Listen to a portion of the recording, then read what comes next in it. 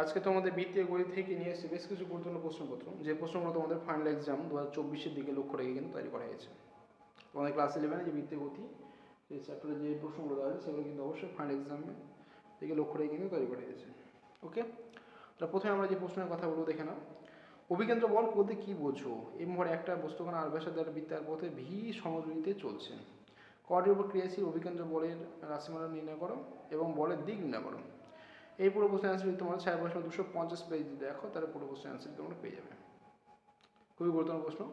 বৃত্তীয় পথে ব্যাংকিং কাকে বলে? এই প্রশ্নের অ্যান্সার তোমরা 253 পেজ, ছায়া প্রকাশন বই 253 পেজে তোমরা পেয়ে যাবে। তারপর কি বলেছে? কোনো সাইকেল আরোহী আর ব্যাসার্ধ বিশিষ্ট বৃত্তপথে ভি রৈখিক বেগে বাঁক নেওয়ার সময় বৃত্তাকার পথে কেন্দ্রের দিকে ঝুঁকে পড়ে এবং তার দেহ উলম্ব রেখার সঙ্গে থিটা কোণ আনত হয়। দেখাও যে tan সমান ভি স্কয়ার বাই আর জি।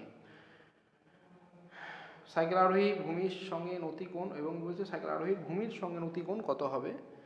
এই প্রশ্নটি পুরো অ্যান্সার তোমরা পেয়ে যাবে 251 পেজে, তোমরা খুব সহজে কিন্তু পেয়ে যাবে। খুবই গুরুত্বপূর্ণ প্রশ্ন কিন্তু। তাকে বলছে একটি সাইকেল আরোহী আর ব্যাসার্ধের বৃত্তার পথে বাঁক নেওয়ার সময় ভূমির সঙ্গে থিটা কোণে হেলে যায়। ভূমির সঙ্গে, এটা রুলুপের সঙ্গে ছিল, এটা ভূমির সঙ্গে। সাইকেলের দ্রুতি ভি হলে দেখাও যে tan সমান আর জি বা ভি স্কয়ার। দুটো প্রশ্ন একই কিন্তু দুটো রকমভাবে দিতে পারে, তাই দেওয়া হয়েছে। ওকে, একই প্রশ্ন একই রকমভাবে তোমরা সলভ করবে।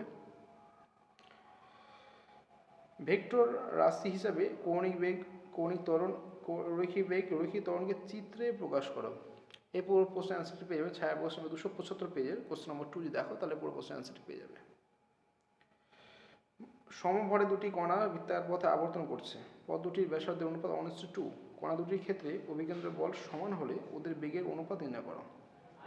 তোমরা এই পুরো প্রশ্নের অ্যান্সারটি পেয়ে যাবে ছায়া প্রশ্ন 275 পেজ কোশ্চেন নম্বর 6। খুবই গুরুত্বপূর্ণ প্রশ্ন। কেমন? এখনও যারা আমার চ্যানেল সাবস্ক্রাইব করে না তো অবশ্যই চ্যানেলটাকে সাবস্ক্রাইব করো, সে সঙ্গে লাইক শেয়ার কমেন্ট অবশ্যই করবে। সে সঙ্গে তোমাদের ফোনে নোটিফিকেশান আইকনটি অল করে রাখবে, যাতে নতুন ভিডিও আপলোড হওয়ার সঙ্গে সঙ্গে তোমাদের কাছে সে ভিডিও নোটিফিকেশানটা পৌঁছে যায় এবং তোমরা সেই ভিডিওর সুবিধাটা নিতে পারো। কেমন? তাহলে এরপর আমরা চলে আসছি, দেখো বলছে একটা বক্রপথে ব্যাসার্ধের আর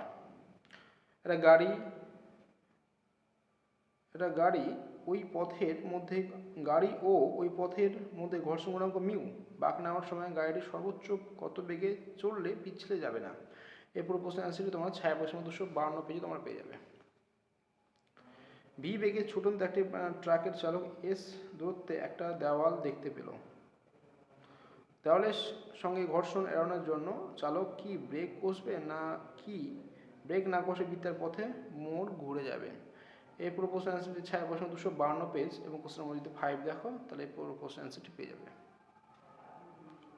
পৃথিবীর ব্যাসার্ধ 6400 কিলোমিটার। এর আহ্নিক গতির জন্য বিষুব রেখা অঞ্চলে অপকেন্দ্র বলের পরিমাণ কত হবে? এই পুরো প্রশ্ন অ্যান্সারটি তোমার ছায়া প্রশ্ন 256 পেজ এবং কোশ্চেন নম্বর 3 যদি দেখো পুরো প্রশ্ন অ্যান্সারটি পেয়ে যাবে। ক্যাপিটাল এম ও স্মল এম ভরে দুটি বস্তু কণা যথাক্রমে ক্যাপলার ও আর ব্যাসার্ধের বৃত্তার পথে আবর্তন করছে। তাদের আবর্তনকাল সমান হলে কৌণিক বেগের অনুপাত নির্ণয় করো। এই পুরো প্রশ্ন অ্যান্সারটি পেয়ে যাবে 274 পেজ ছায়া প্রশ্ন বইয়ের এবং কোশ্চেন নম্বর 1। তাহলে আমরা কিন্তু বেশ কিছু গুরুত্বপূর্ণ প্রশ্ন আলোচনা করলাম এই চ্যাপ্টার থেকে, তোমরা বুঝতে পারছো। প্রত্যেক প্রশ্ন কিন্তু খুবই মনোযোগ সহকারে পড়বে, দেখবে তোমরা অবশ্যই ফাইনাল এক্সামে কমন পাবে। তার জন্য তোমাদেরকে বারবার প্র্যাকটিস করতে হবে। যে কটা দিন সময় আছে সে কটা দিন সময় তুমি মনোযোগ সহকারে পড়ো আর প্র্যাকটিস করে দেখবে অবশ্যই তোমরা ফাইনাল এক্সামে অবশ্যই তোমরা কমন পাবে। ঠিক আছে, চিন্তার কিছু নেই, রিল্যাক্সে পড়ো। তো আজকে এই পর্যন্তই।